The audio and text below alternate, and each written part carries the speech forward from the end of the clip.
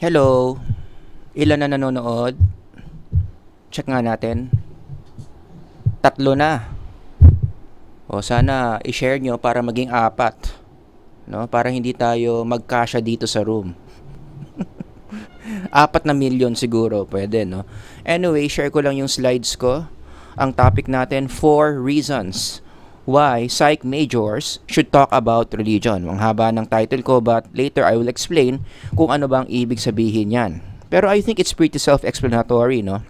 Ang background nito, bakit ko to ginawang lecture, meron ako na experience in the past, matagal na to, siguro 3 years ago, of a student na sa tingin ko misinformed. Everybody say misinformed. Asawa ni Mr. Informed. Siyempre, joke lang yon. At yung joke ko, corny. Alam ko naman yon, no? So, merong isang psych major na sa tingin ko misinformed. In-email niya ako na sa tingin ko, galit siya. Although wala namang emotion sa email, it's hard to know kung anong nafe-feel niya. Pero, based on the tone of the words that she sent me, mukhang galit siya. Ang tanong, bakit siya galit? Di ito yung email niya. By the way, I paraphrase this para ma-maintain yung confidentiality, no? So, hindi ito eksaktong in-email niya, pero ito yung thought na gets kong gusto niyang sabihin. Sabi niya, I couldn't help but notice that the class seems to be leaning heavily towards a Bible and God-centric perspective, sabi niya. I enrolled in this course with expectation that it would primarily focus on positive psychology, kasi yan yung subject niya under me. As someone with a non-religious background, the God-centric nature of the lectures has been personally challenging and draining for me. At marami pa siyang sinabi after that, hindi ko na lang pinost dito. Bottom line, ito yung gusto niyang mangyari. Stop talking about religion in your psychology class. Mag-focus ka na lang sa syllabus, mag-focus ka na lang doon sa positive psychology. Puro lang dapat tayo journal articles. Huwag kang mag-connect dyan ng psychology sa issue ng God. Okay? Yun yung ibig niyang sabihin dito. Now, ito yung mga paunang responses ko sa kanya. Una, itong sinasabi niyang God-centric nature of the lectures, this is an exaggeration. Parang pinapalabas kasi dito sa message na to na yung lesson ko, nagmukha na raw siyang Bible study, which I disagree. Okay? I am an education major. Alam ko naman ang pinagkaiba ng isang classroom lesson versus a Bible study in church. I know the difference and I make sure dahil nasa eskwelahan ako, when I teach positive psychology, hindi dapat ganun. Does that make sense? So, yeah, sa tingin ko yung part na yan, that's exaggerated. Now, the next thing I want to highlight here is yung sinasabi niyang dapat wag kang magturo ng religion, wag kang magsabi ng religion kasi ang topic natin is on positive psychology. What this student does not know is ang psychology, kasama na dyan yung iba't ibang mga specializations ng psychology, pwede mo siyang ituro ng iba't ibang mga theoretical lens. Iba-iba ng atake. Okay? So in our field, yung mga nagtuturo ng psychology, binibigyan ng kalayaan na ituro yung psychology based on the lens, ulitin ko yung word, the lens that they are comfortable with. Or the lens that they think best fits what psychology is. Okay? So, hindi alam ito ng estudyante na nag-email sa akin na sa tingin ko dapat tinuro ito sa general psychology. Now, for those of you na medyo agree dito sa estudyante, well, alam nyo ba ang psychology, pwede mo talaga siyang ituro with the assumption that psychology came from God. Ang tawag dito is theistic approach in psychology. So, hindi ko lang ito gawa-gawa as a teacher na kinoconnect ko yung psychology sa theistic being such as God. It is a valid lens na ginagawa na ng maraming scholars in the field of psychology. Kaya nga, hindi na bago sa field ng psychology that we see titles of books where religion and psychology are mentioned at the same time. Meron tayong libro, ang tawag, Psychology of Religion. Meron pa nga tayong Handbook of Positive Psychology, Religion, and Spirituality. Religion, spirituality, and positive psychology, that's a valid lens na pwedeng gamitin ng isang teacher na nagtuturo ng psychology. So hindi mo pwedeng sabihin na ang isang teacher na nire-relate ang psychology sa Diyos or kay God gumagawa ng sarili niyang brand ng psychology. Anyone who says that is misinformed, has a shallow understanding of what psychology is. Ang isa ko pang paliwanag sa estudyanteng nag-email sa akin ng ganyan is nalimutan niya yata na yung eskwelahan na inenrollan niya, yan yung vision and mission. Gustong-gusto ko yung part na to, no? Faith and scholarship. A leading learner-centered and research university bridging what? Everybody read? Faith and scholarship. Hindi pwedeng puro faith lang. Hindi pwedeng puro scholarship lang ang tinuturo sa classroom. Kailangan may bridge, may interrelationship. Dapat lumalabas yung pagka-interdisciplinary nung subject na tinuturo mo, and that includes positive psychology. Dapat sinasamahan mo ng faith ideas yung scholarship. Yung scholarship, pwede mo rin kunin at ilalagay mo sa faith ideas. That's what you mean by bridging faith and scholarship, which is the vision mission of the university na inenrollan ng student na yan. Nalimutan niya yata. In fact, even the founder believes this. Ang sabi niya, wherever I go, sabi ni St. John Baptist de La Salle, I will find you, my God. Kahit saan, hahanapin natin ang Diyos. And that includes studying science such as psychology. Kapag nag-aaral ka ng psychology, in the Lasallian tradition, anong dapat mong gawin? Hanapin mo ang Diyos sa psychology. Kasi sabi dito, wherever I go. Kung napunta ka sa course ng psychology, hanapin mo ang Diyos doon. Kaya nga, yung ganyang pananaw ni St. John Baptist de La Salle is very in line with theistic approach to psychology. Exactly why I teach that way in psychology, because I am working under this beloved institution where I am. Does that make sense? O kaya nga, ulitin ko, ito yung pinaka-thesis ko in this lecture. If you were a psych major, taas ang kamay, sino mga psych major dito? Kanina 3 lang yung nanonood, ngayon 2 na lang, umalis pa yung isa. Taas ang kamay ng mga psych major dito, o yung 2 dyan, magtaas na rin kayo kahit hindi kayo psych major. O kahit kahit psych major kayo, ayun. Para mukhang may participation. If you are a psych major, you should be accepting of religion. Yan yung i-elaborate ko as I go along in this lecture, and I'm gonna show you na itong email ng estudyante na to na galit sa akin, galit sa ginagawa ko, it's coming from a very shallow understanding of psychology. Maliwanag. So I have nothing against this student. Naiintindihan ko naman kung bakit siya ganyan, kaya nga siya student. Diba? Hindi pa ganun kalalim yung kaalaman niya sa field. Ang hiling ko na lang for those of you who are listening and your psych majors, huwag nyo na lang ulitin. Sana magbago yung pananaw nyo about the relationship between psychology and religion after this lecture. Punta tayo sa APA Dictionary online. Ito raw ibig sabihin ng religion. Oops, pause lang ako. Kaya ako may asterisk dito kasi even in their online dictionary, ang APA dinidefine ang religion. Which means na ang field ng psychology concerned sa religion, natatouch, nahahawakan, na napag-uusapan yung idea ng religion. Kaya hindi mo pwedeng sabihin na wala dapat religion, wala dapat Diyos-Diyos sa psychology. Because even in their online dictionary, merong religion. Dinidefine nila yan, which is, eto yon. Basahin nyo na lang. A system of spiritual beliefs, practices, or both, etc., etc., gagawin ko ng ibang lecture yan where I'm going to zoom in kung anong ibig sabihin ng religion na ito. Bottom line, APA is concerned about religion. Diyan pa lang Alam mo nang baseless itong kagustuhan ng estudyante na to na dapat daw walang religion sa psychology.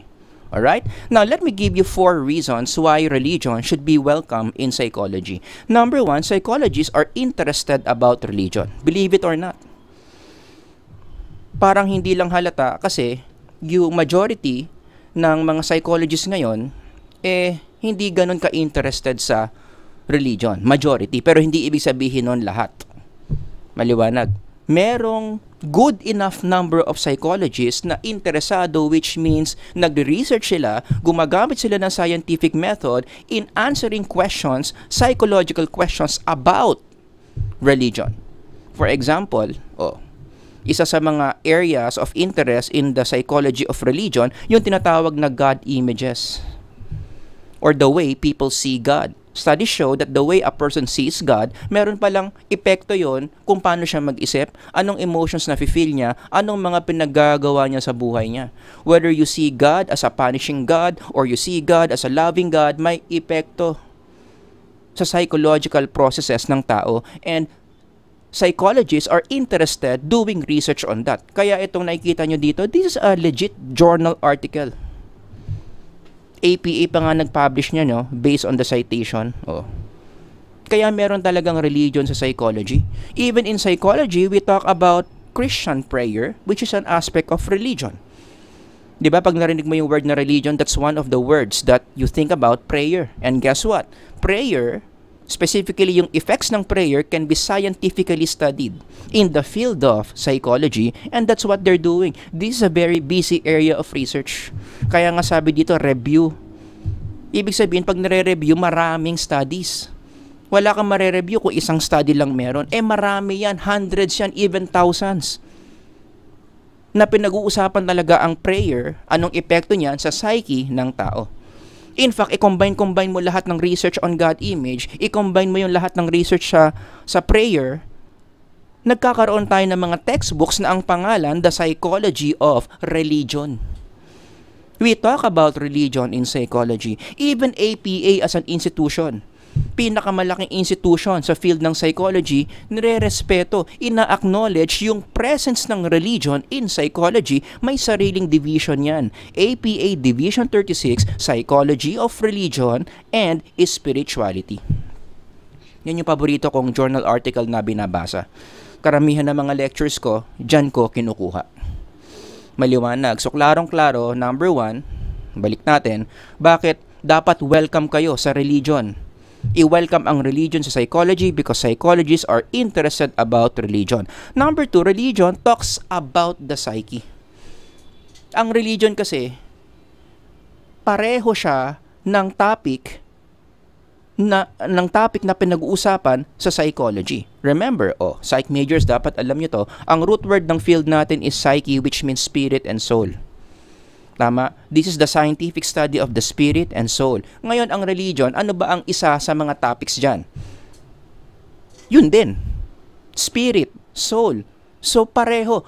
Sa English, nag-overlap yung topic ng religion at ng psychology. No wonder, talagang ang psychology mababanggit ang religion mababanggit ang psychology. And not to mention, anong libro yung pinakamaraming sinasabi about the nature of the spirit or the soul na root word ng psychology? It's none other than the Bible. Kaya ako, ang Bible, I consider this as the manual of the psyche. User manual ng psyche yan eh. Kung gusto mong malaman saan nanggaling yung psyche, paano gumagana yung psyche, paano bumubuti or sumasama yung psyche, the Bible has all the answers that scientific psychology can confirm. Mamaya pag-uusapan natin yan. Diba? Marami mga questions about the psyche that we study in psychology, hindi kayang masagot ng scientific method. After all, yung root word natin, psyche, hindi naman talaga kayang sagutin ng scientific method yan. Or pag-aralan, ng scientific method yan. As I always say, ang scientific method, ginagamit lang yan para pag-aralan ang mga bagay na concrete, physical. You study the history of the sciences, dyan nanggaling yung scientific method. Problema yan sa psychology. Ang psychology, psyche ang pinag-uusapan eh. Hindi mo makakapture ang psyche by using the scientific method. Bakit yung psychology naging science? Mahabang lecture yan. Pero for the meantime, stay lang muna tayo dito. Hindi talaga maiiwasan na ang psychology should consult God's Word because God's Word provides us with ideas, with answers to the questions about the nature of the psyche. Bigyan ko kayo ng halimbawa. Halimbawa, tinatanong ng mga psychologists, saan ba galing yung psyche? Hindi mo pwedeng sagutin yung question na yan using the scientific method. Fortunately, buti na lang, nandyan ang religion. Merong sagot kung saan nanggaling yung psyche. Saan nanggaling yung psyche, yung spirit, yung soul? Sa ultimate soul, the ultimate psyche who is God. Genesis 2:7 yan. Then the Lord God formed man from the dust of the ground and breathed the breath of life into his nostrils, and man became a living being.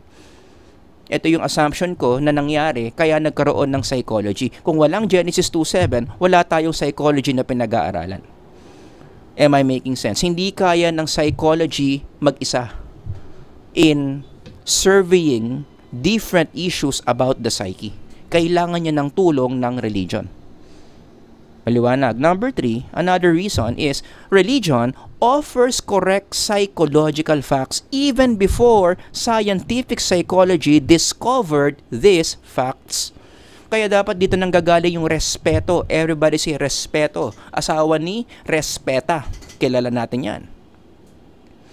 Dito nanggagaling dapat yung respeto na binibigay ng science sa religion. Marami kasi mga scientists ngayon walang respect sa religion eh. Pananaw nila ang religion pangpasira lang ng society, pangpasira ng mental health. I beg to disagree. Imbis na siraan ng religion, psychology should be respecting religion because many things that we know in psychology, una nang alam, nauna pang malaman ng religion. Let me give you some examples. Yung idea that relationships are good for mental health. Akala nyo ang Harvard longitudinal study ang nakadiscover niyan? Hindi Biblical days pa lang. Alam na natin yan. The Manual of the Psyche, Genesis 2, anong sinabi? Nature ng kaluluwa na dapat connected siya lagi sa ibang tao. It is not good for a man to be alone. Inulit lang ng Harvard yan. Nauna si Moses bago yung Harvard study. Yung idea na ang mindfulness maganda sa mental health, akala nyo modern term yan, yung mindfulness na yan, modern psychology yan. Si Jesus ang nagsabi niyan eh. Dapat focus ka sa present. Huwag mo nang isipin yung past, tapos na yon. Huwag mo nang isipin yung wala ka pa doon. Huwag mo isipin yung future, wala ka pa doon. Dapat present ka, mindfulness. Si Jesus nagsabi niyan before tinawag na mindfulness yan ng positive psychology. Yung idea na ang optimism maganda sa mental health, yung nagfo-focus ka sa maganda. Si St. Paul nagsabi niyan eh. Whatever is true, honorable, just, pure, lovely, you dwell on these things. Yan yung mga isipin nyo. Akala nyo si Martin Seligman yung nag-imbento niyan? Hindi Si Paul pa lang, sinasabi na yan. Mag-replay ka ba? Si King David pa lang. Ginagawa ni King David yan. There was a passage. Hindi ko na nalagay dito. Anong sabi ni David? I will reflect on all your glory. I will reflect on your actions of the past. Yun yung sinasabi ni David. Tuwing wala siya ginagawa, lagi niyang inaalala yung good things that God has done in the past. Kaya matibay ang mental health ni David. Pinapractice niya yung optimism. Mali pa spelling ko dito. Optimism yan Oo. Typo. Wala namang perfect. Tama, no? Optimism. Ito, bonus. Alam nyo ba, even yung volunteerism? Akala nyo ang volunteerism, modern day psychology yan. Hindi. Jesus days pa lang. Si Jesus, ina-apply na niya yung volunteerism. Alam niya na ang volunteerism maganda sa mental health.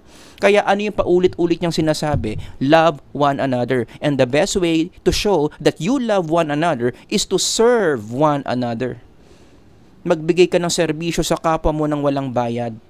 Ialay mo kung saan ka magaling, ialay mo yon sa kapwa para makatulong ka sa ibang tao. Maganda yan sa mental health. Kaya nga dinayang mo ni Jesus yan eh. Hinugasan niyo yung mga paa ng mga disciples niya. Because love is all about serving the person that you claim that you love. Akala nyo psychology ang nakadiscover niyan? Jesus knew this. Kaya lalo na namang tumiba yung hinala ko na si Jesus, hindi kaya psych major. Hindi lang siguro sinabi sa Bible, no? Baka may PhD dito sa psychology eh. Of course, kidding aside, walang PhD si Jesus sa psychology. Si Jesus ang gumawa ng psychology. Amen? Yun. Kaya wag niyo sasabihin na walang puwang ang religion sa psychology. Number 4, the last reason is, religion influences the psyche. Di ba yan nga yung interest ng mga psychologists? Gusto nilang pag-aralan lahat ng mga bagay na may epekto sa psyche ng tao. Thinking patterns, emotional patterns, behavioral patterns. Guess what? Ang religion may epekto sa psyche. Kaya nga ang religion, source yan ng marami mga psychological topics. You name it. Iba't ibang mga religious variables na ang pinag-aaralan ngayon in the area of psychology of religion. Specifically, pinag-aaralan nila yung mga concepts na yan, anong epekto yan sa well-being ng tao. You name it, God concepts, prayer, confession, fellowship, meditation, Bible reading, o i-zoom in natin yung Bible reading, maganda pala ang effect ng Bible reading sa well-being ng tao. As is seen in this study, baka sabihin nyo, nag-iimbento lang ako dito. Ang isang magandang nangyayari kapag ang tao pala nagbabasa ng Bible, nagkakaroon siya, lumilinaw yung purpose niya sa buhay, which is a very strong predictor of mental health. Kaya yung mga nakikinig dyan na feeling mo wala ka pang purpose, hindi mo alam saan ka papunta, hindi mo alam kung anong mga decisions ang gagawin mo, guess what? Bible reading can solve that problem. It enhances your sense of purpose, which contributes to better mental health. Ang religion, may effect pala yan sa coping ng tao. Diba ang mundo natin stressful, maraming problema, dami mong utang, ang daming mga bagyong dumadaan, merong threat ng lindol, o sa ibang places nangyari pa nga yung lindol. All the bad things happen. Laging natitreten yung psychological health ng mga tao. And guess what? Ano ang isang variable na nagsisilbing shield? Everybody say shield. Sa Tagalog, panangga against these threats to mental health, religion. Pwede mo palang gamitin yung religion at yung iba't ibang mga skills na tinuturo sa religion para makapag-cope ka sa mga mental health hazards na yan. At isa sa mga scholars na talagang tinitingala ko in terms of that topic, si Kenneth Pargamet, asawa ni Mrs. Pargamet. Nagsulat ng libro yan na ang title, The Psychology of What? Everybody read. Religion and coping. You see those words again na magkasama, psychology tapos religion. Tapos sasabihin mo, hindi pwedeng magturo ng religion sa psychology. Pwede. At dapat lang. Kasi maganda ang epekto ng religion sa psyche ng tao in general. Basahin nyo yung libro ni Kenneth Pargamet, basahin nyo rin yung mga journal articles niya on religion. Oh my goodness.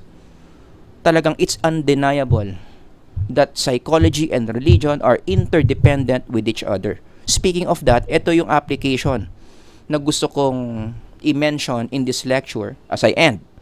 Maikli lang yung lecture natin ngayon. Ganon tayo katagal. So far, 22 minutes. Ang application dito, religion can share something about psychology. Psychology can share something about religion. They are interdependent with each other. Pwede mag-contribute si religion kay psychology, pwede mag-contribute si psychology kay religion. Kasi nga, they overlap. Hindi sila magkaaway, hindi sila contradicting.